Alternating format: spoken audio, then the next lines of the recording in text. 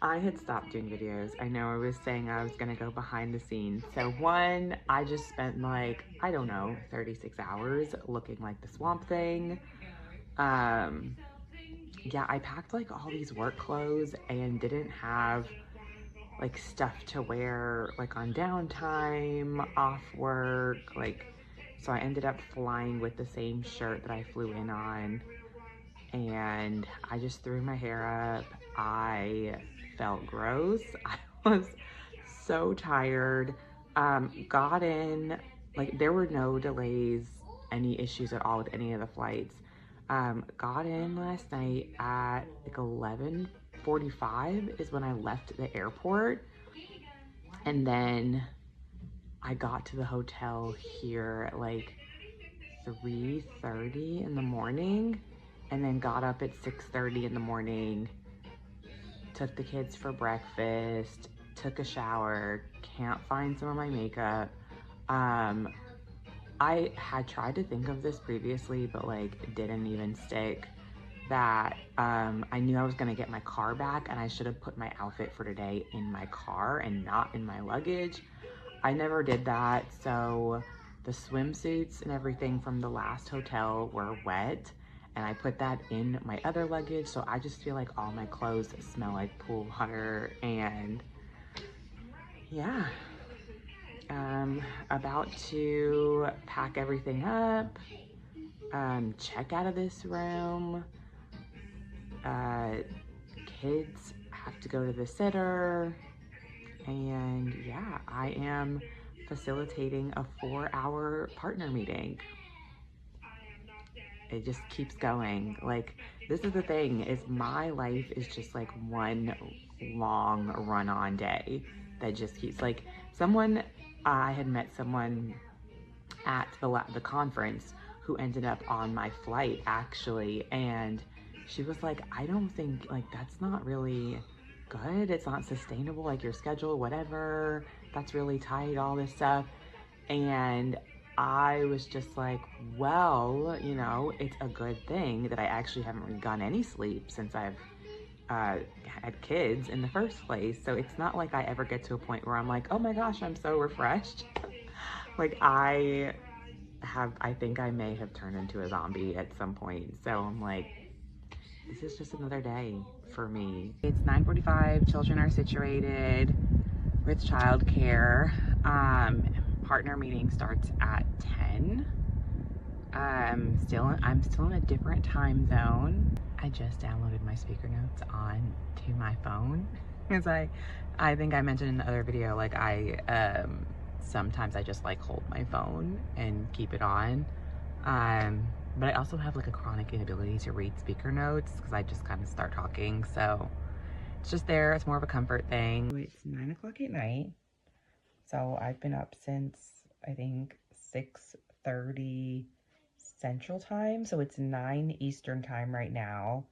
Got up, did breakfast, got the kids ready, worked from 10 to like 2:30 Central Time. This is not normal. Like, the last time we went somewhere was November and it was the weekend. So this is the first time they've actually missed school this year, and it's like the last few weeks of school. Hopefully this was helpful in some way to kind of see what all it takes and what's really happening. I guess a lot of people just see me like up on stage with the mic, smiling, oh hi, whatever, and not really realize that, like, I went through a whole war zone to do that. And yeah, I'm so backed up. I have so many emails of people trying to schedule stuff with me right now. Like, I could not figure out, like, looking at my calendar, it was in a different time zone, and then people were emailing me and I'm like, I can't do calculus trying to figure out what my availability is. I hate to work on the weekends. Like, I'm trying to do a lot better about that.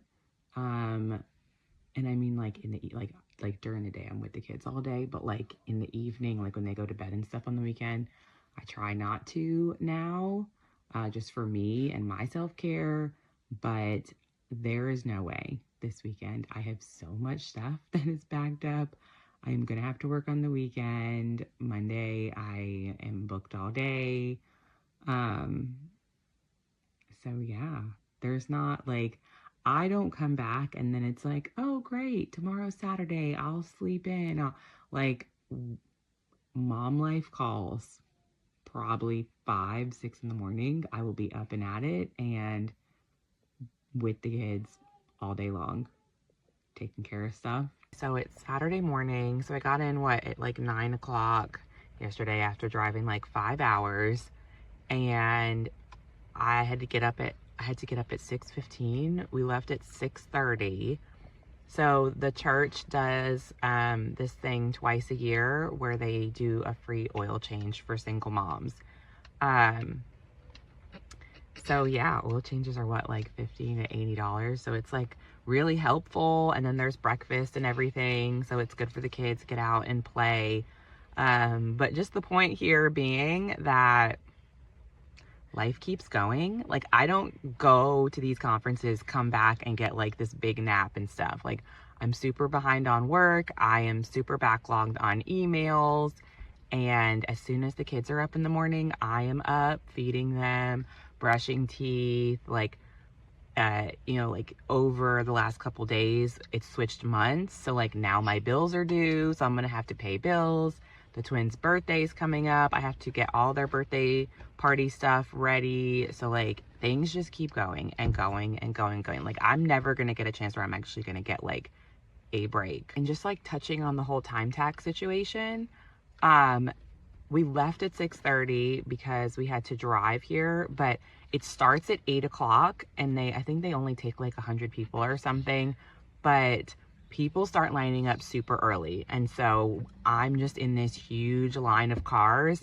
And if we come at 8 o'clock, 1, we might not get in, but 2, we'll be super, super back here. So I think I'm like maybe like 20th in line.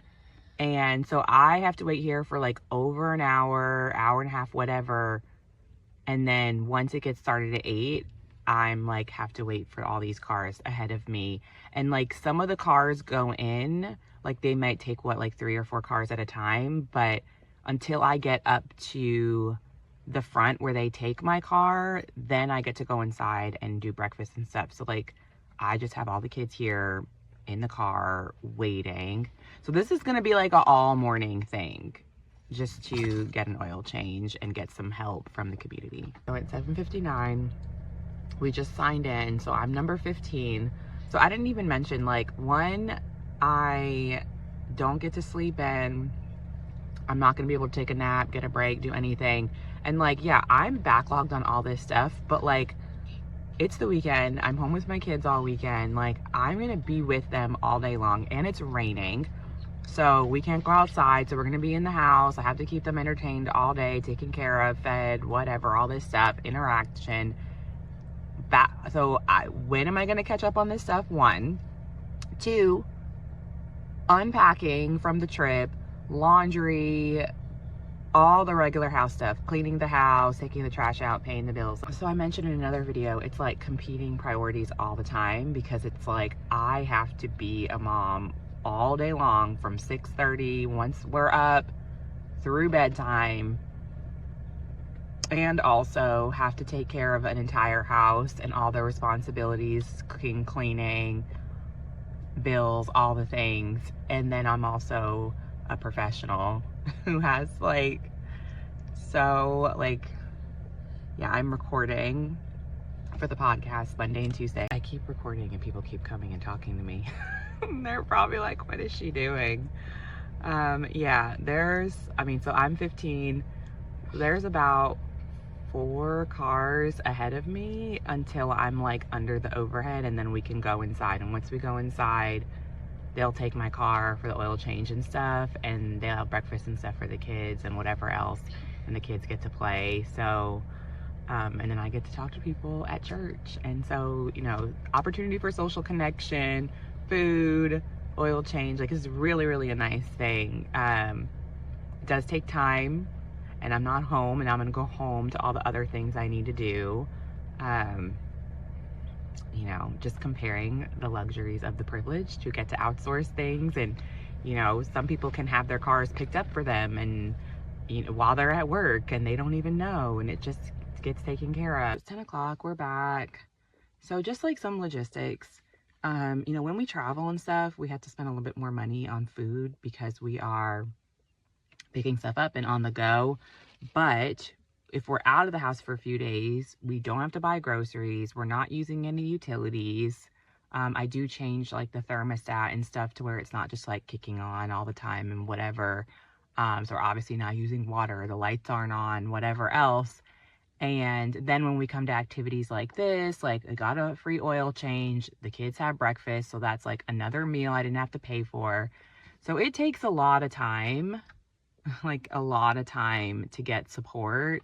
And you know, if I was rich or financially comfortable, like I could have just gotten my car picked up. I could have just woke up this morning. I could have given them any old breakfast and not even thought about, you know, moving money from here to here to here to here to here to make things work.